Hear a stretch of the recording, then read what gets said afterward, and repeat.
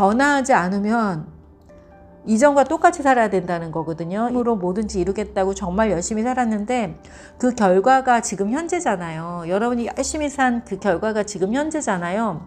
그러면 이전과 같은 방식으로 계속 그렇게 열심히 살면 앞으로 계속 경험하는 건 또 똑같아요. 왜요?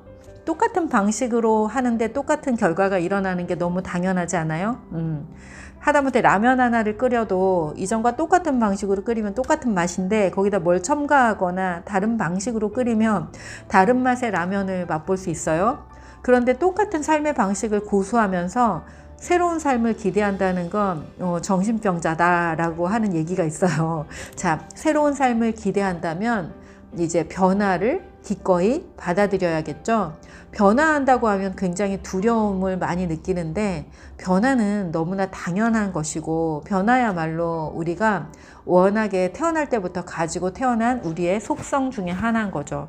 그래서 변화하지 않으려고 애쓰면 애쓸수록 삶이 우울해지고 아프고 힘들어져요. 변화하지 않는데 쓰는 힘이 더 많이 들어가거든요. 그래서 변화를 기꺼이 받아들이라 라는 말씀을 드리고요.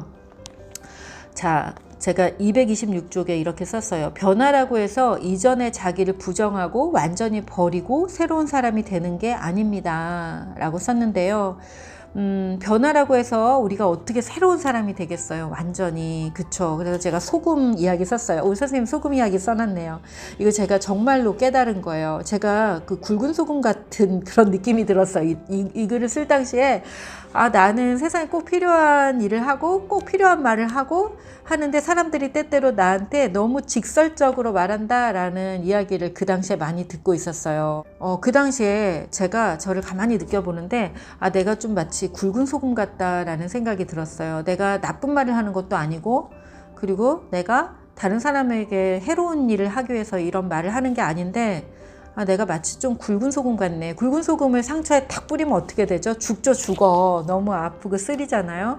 굵은 소금을 입에 먹는다고 해도 그리고 음식에 쳐도 너무 강하죠, 맛이.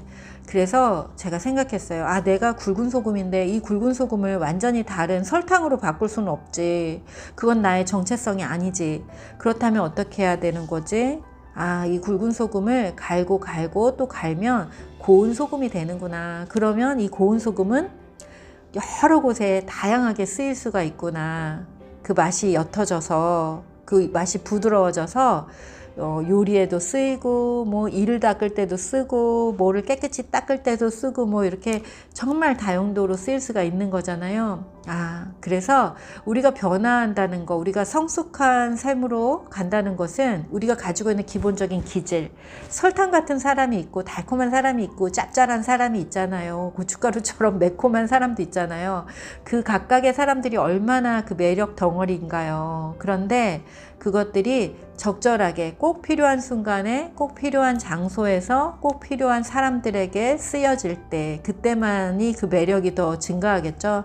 그래서 성숙해진다는 거, 변화하고 성장한다는 것은 내가 어디에 있어야 하는 사람인지 그리고 그곳에서 내가 어떤 용도로 어떻게 쓰여져야 하는지를 알게 되는 거죠. 그래서 마음 성장의 여정을 시작할 때는 내가 누군지 알아가는 여정을 겪다가 이제 내가 어떤 사람들에게 쓸모 있는 사람인지 내가 이 세상에 어떤 기여를 할 수 있는 사람인지 알아가는 여정이 또 나를 찾는 여정의 마지막이 아닌가 싶어요. 그래서 결국에는 내가 누군지를 잘 알고 내가 어디에 사용돼야 되는 사람인지를 잘 알아서 이제 내가 꼭 필요한 곳으로 가면 되죠. 그래서 거기에서 나를 필요로 하는 사람들에게 그들이 필요로 하는 것을 공급하는 삶, 그런 삶을 산다면 외롭지도 않고 함께 하면서 함께 성장하면서 세상을 또 아름답게 만드는 그런 삶을 살아가게 될 거라고 믿어요.